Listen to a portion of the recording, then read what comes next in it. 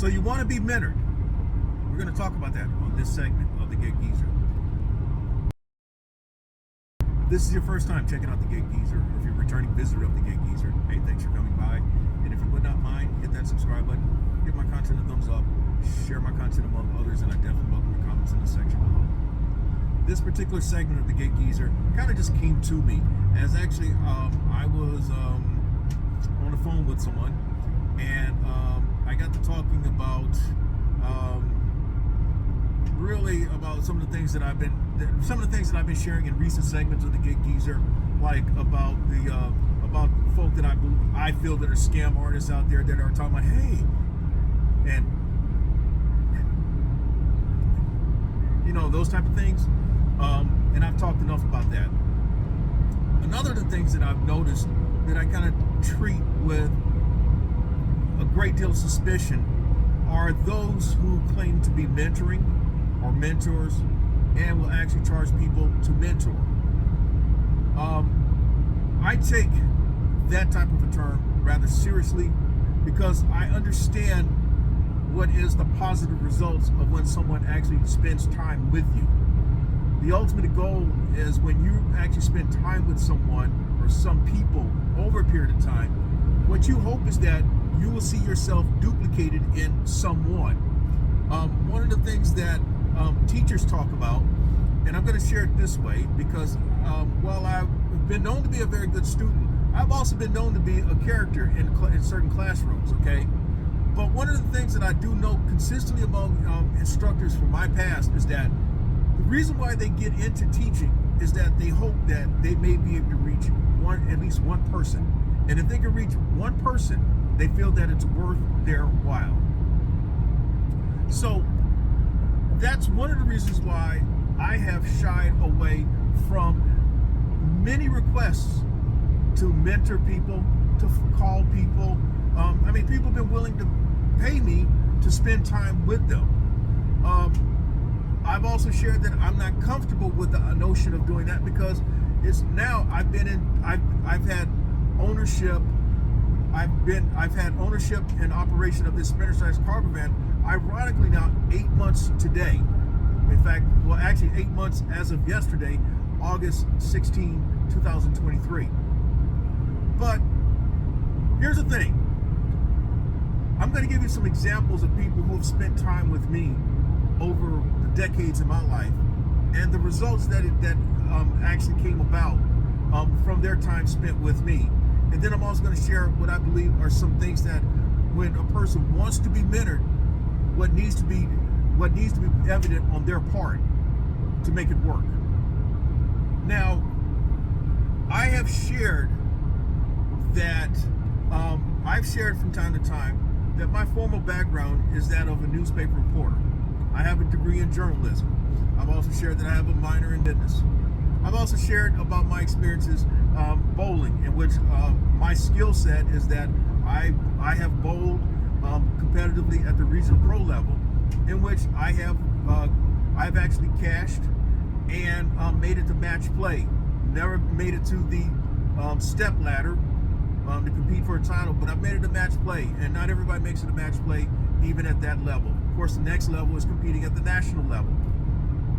With that said, I'm going to share with you experiences with 3 people, at least things that I can draw from my experiences with 3 people, all of which you've heard at some point in past segments of the Gig Geezer.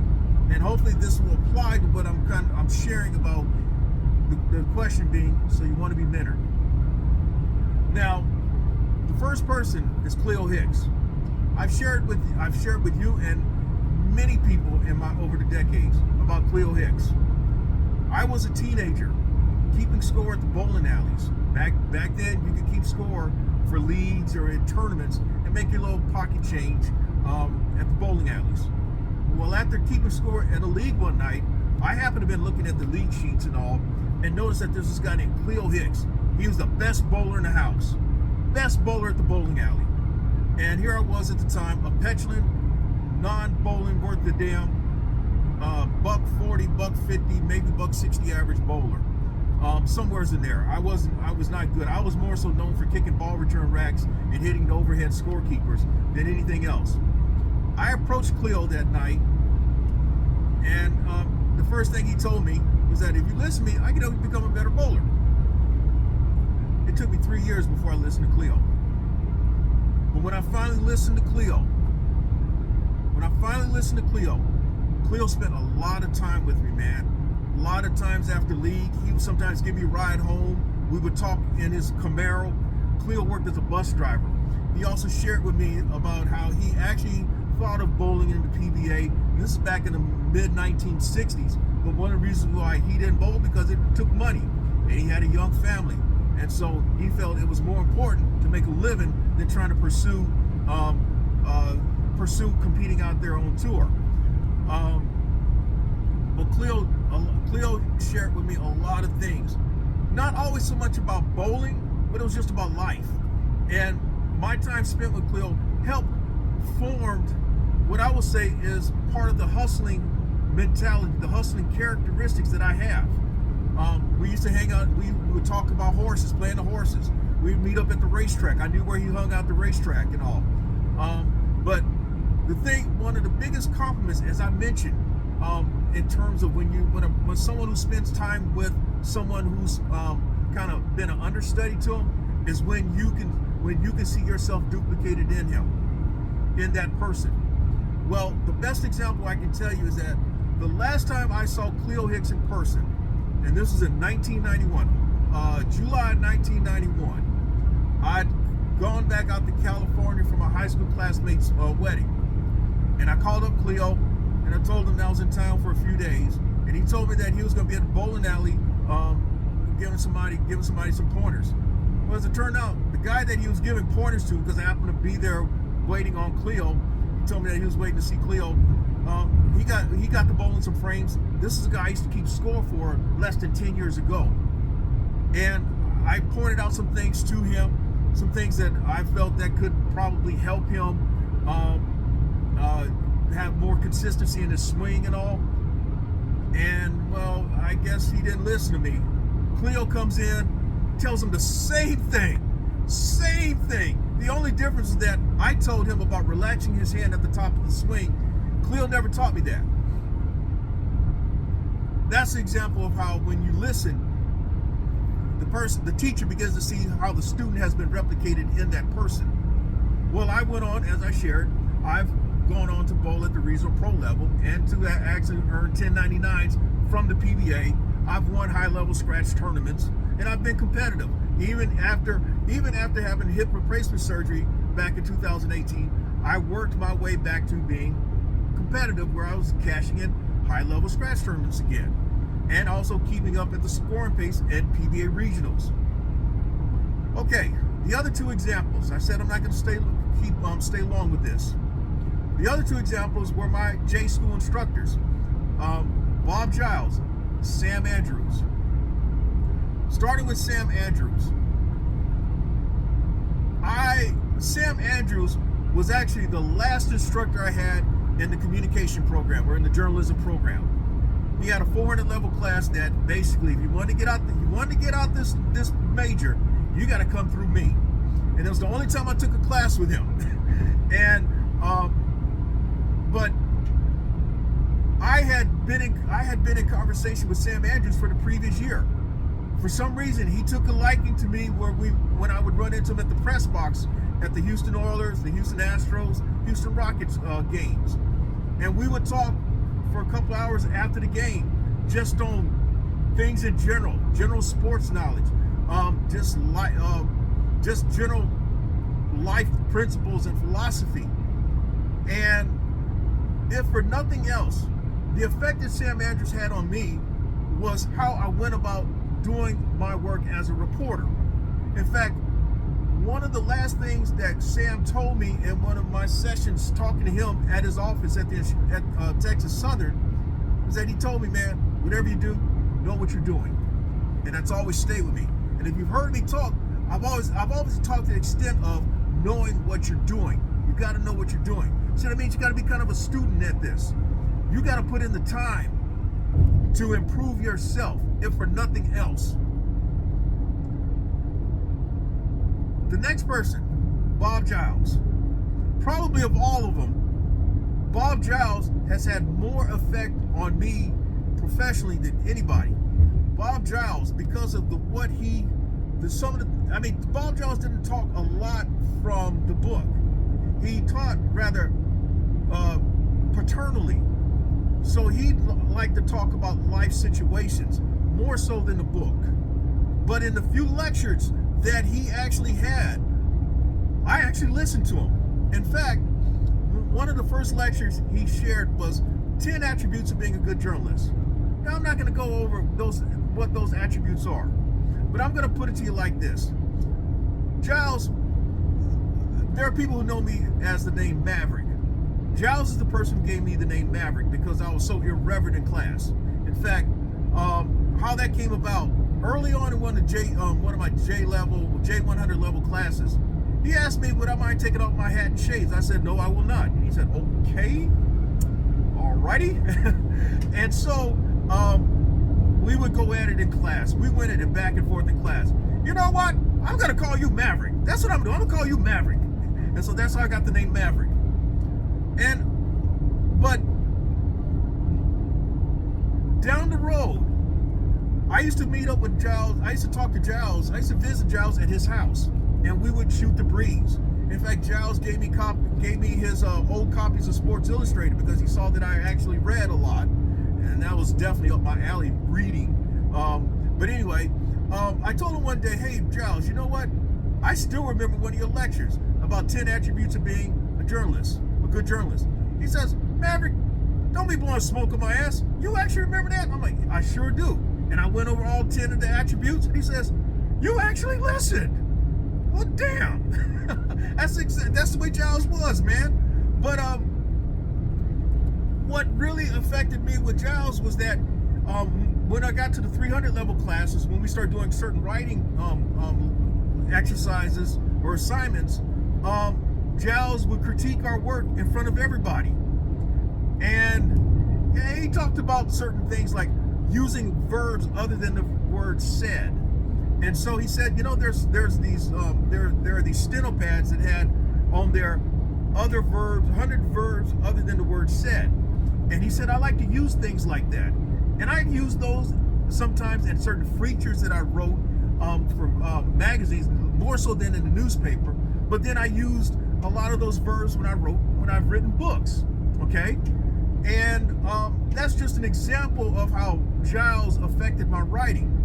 And well, on one of the assignments, he told us one day, I want y'all to go out there and talk to real people. I mean, real people. I want you to go out there and talk to them. Go out there and talk to the pimps. Go out there and talk to the whores. Go out there and talk to policemen, firemen. I want real people. And so I did one on cab drivers, since that was rather native for me, because at that time I was a poor college student who also hustled driving a cab in Houston. And so I did my story on cab drivers.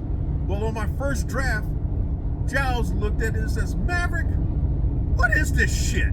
You didn't just poo-pooed on yourself. You shitted all over yourself. He pissed me the hell off. And so I said, I'm gonna show you, man. I'm gonna come back with something better. Well, I did, a couple of weeks later. And then he went over it and critiqued it in class. And then he read the end of it and all. He says, you know what, Maverick? I like this. I like the way it ended. I like the way you use the words and the verbs other than said. And it was that particular assignment that really affected how I went about being a writer. And I've used that in helping other people in editing their work. So I hope you see examples of how a person actually duplicates themselves in you. And so how does that happen? How can you be someone successful? If you're looking for someone to mentor you, how can you be successful under that person's tutelage? Now, before I give the 3 attributes that I think that are important, I've seen people say that they've had mentors doing sprinter/cargo van work. And I tell you the results, the person who they attributed to being a mentor, they ought to have their asses kicked and their heads slapped. Because I've seen people who have already crashed and burned based on supposedly the stuff that these people have mentored them. And then again, as I said, I'm suspicious of what some people say that are, they call themselves going to be mentoring, what are you going to show them? What are you going to show them different from someone else? What insight that you can give them that's going to make a big difference for them? Now, another thing that I got to say about that is I realized that my mindset about how I go about doing things is a lot different. I know people say that I'm old school, and yes, I am fucking old school. But I'll just say this much. When I considered the idea of pursuing sprinter/cargo van ownership and operation, I met a young guy, a guy that was like 40% of my age. I was impressed with what he had to share. Now, the thing that what caught my attention was that he said he was making $8,000 a month.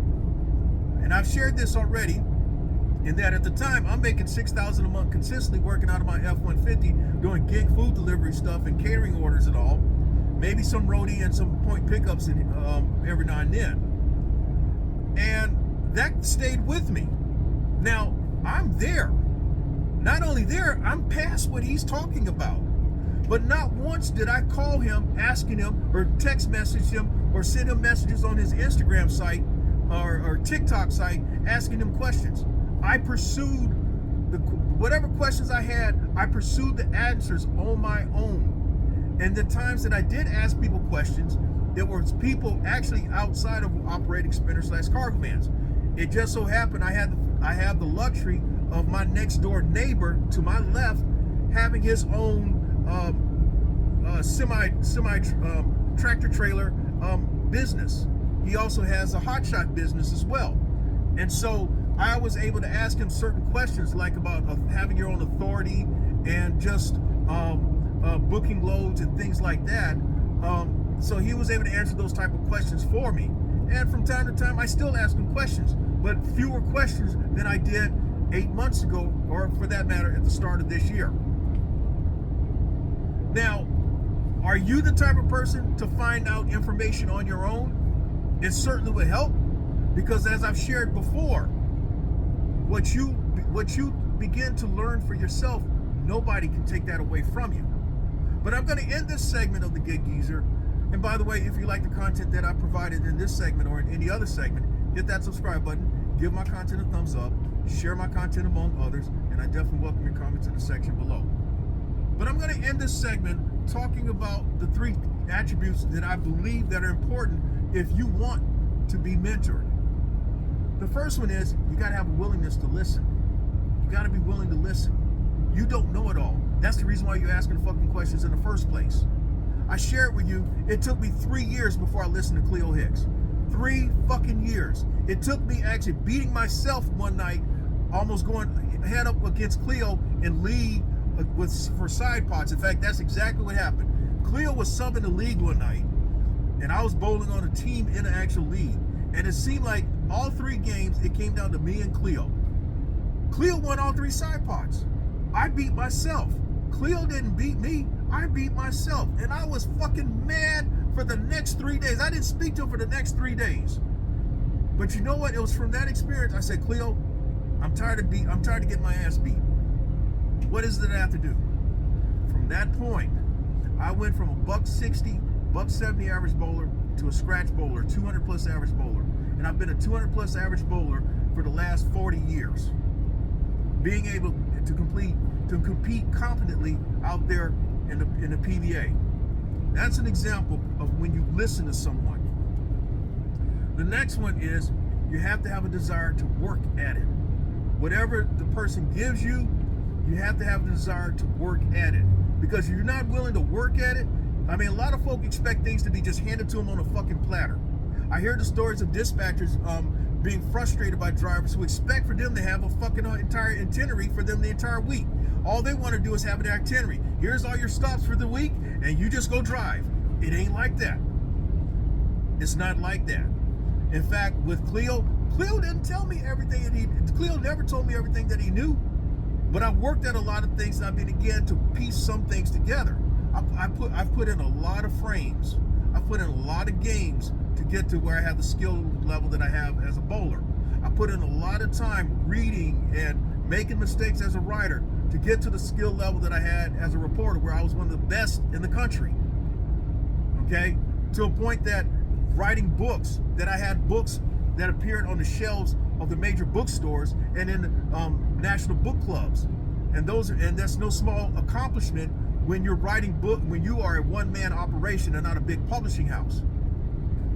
Now, the last attribute, you can call it humility though, but I just say that when it's all said and done, at least have the presence of mind as someone who's being mentored to give credit where credit is due. A lot of people forget where they come from.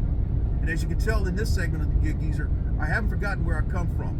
I've shared clear recollections of people who had some impact in my life over the past, you can say over the past more than 40 years, okay? And hopefully, what I've shared in this segment of the Gig Geezer will be of some help and of benefit to you. And with that, once again, if you like the content that's been provided in this segment or in any other segment, hit that subscribe button, give my content a thumbs up, share my content among others, and I definitely welcome your comments in the section below. I'm Inwood Lane, and as always, may your grind and may your hustle continue.